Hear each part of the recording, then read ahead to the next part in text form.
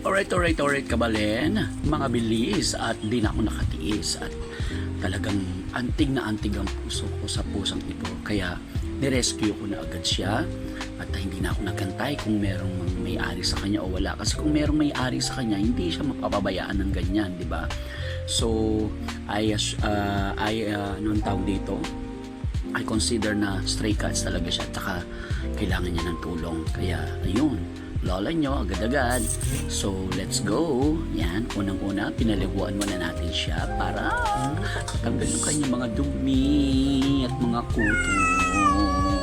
At syempre, ayan, behave siya kasi alam niyang maganda ang intention ko sa kanya at saka hindi siya nangangalmot, mabait siya.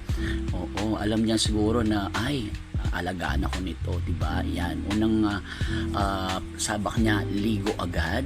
Yes, lalo na para matanggal yung mga kuto niya. Meron akong sabon na pantanggal ng mga kuto and everything. Oo, kaya si Lalaki at saka si Blue walang kuto.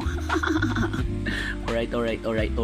Ayan, binabalawan na natin siya at behave siya kasi nga alam niyang babango siya.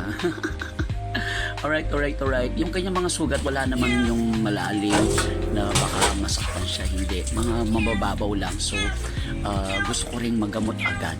So, agad. Eto na. Pinatuyo na natin siya. At ang pangalan niya ngayon ay Heaven. Parang siyang nasa heaven.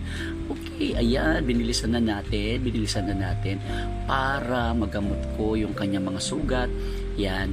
At nung matuyo na siya, kinuha ko na yung mga pang first aid para sa mga sugat. Yan, yung betadine. Yan, pwede rin po yan sa pusa basta first aid lang po, basta hindi malalim kasi pag malalim na kailangan na siyang dalhin sa veterinary. Okay, and yan, kaya pa naman, parang mga gasgas lang kasi tsaka lagas na buhok. Meron tayong pang spray na pang buhok.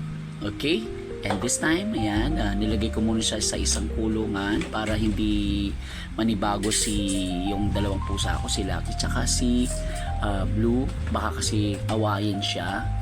Ayan, binigyan ko muna siya ng pagkain at magandang tulugan. At syempre, ayan, pinatikim ko sa kanya yung talagang cat food na may vitamins para bumalik yung sigla niya, yung vitamin sa balat niya at tumubo yung mga balahibo niya. Yan, medyo gumaan at lumiksi na yung kanyang kilos dahil nga ay kumakain at mabubusog na. Alright.